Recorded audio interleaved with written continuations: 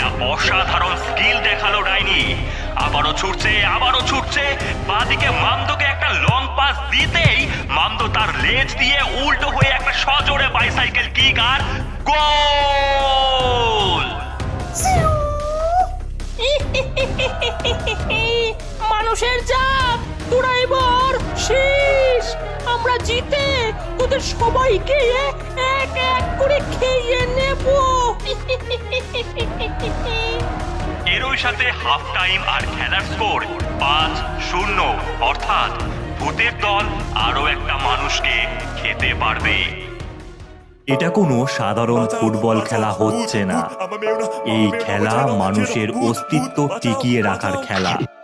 ভূতেদের প্রতিটা গোল অর্থাৎ একটা করে মানুষের মৃত্যু, আর এই খেলায় ভূতেদের জয় মানে কলকাতা নামক সমগ্র গ্রামের মানুষের হত্যা।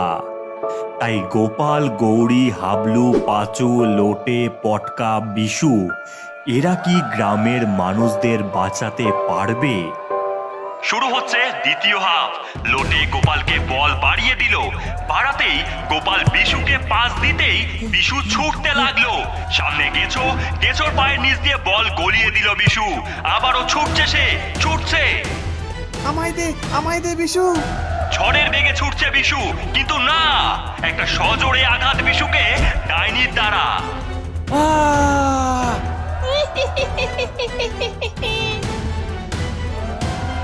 রেফারির বাঁশির আওয়াজ অর্থাৎ ফাউল। ডাইনিকে হলুদ কার্ড দেখালো রেফারি, কিন্তু বিশুর কি অবস্থা? বিশু যে উঠতেই পারছে না। ভাই বিশু, কি হলো তোর? ওঠ বিশু, ওঠ। আমাদের খেলতেই হবে বিশু, না হলে সবাই মারা যাব। ওঠ বিশু। আমি আর পারবো না রে, ক্ষমা করে দে তোরা আমায়।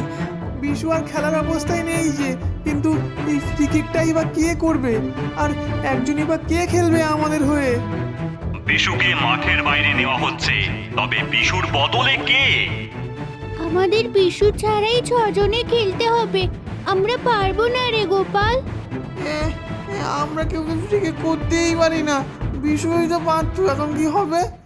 আমি করব ফ্রি কিক। আরে মেসি দাদা, তুমি খেলবে আমাদের সাথে? হ্যাঁ, আমি তোদের হয়ে স্ট্রাইকারে খেলবো। চল শুরু কর খেলা।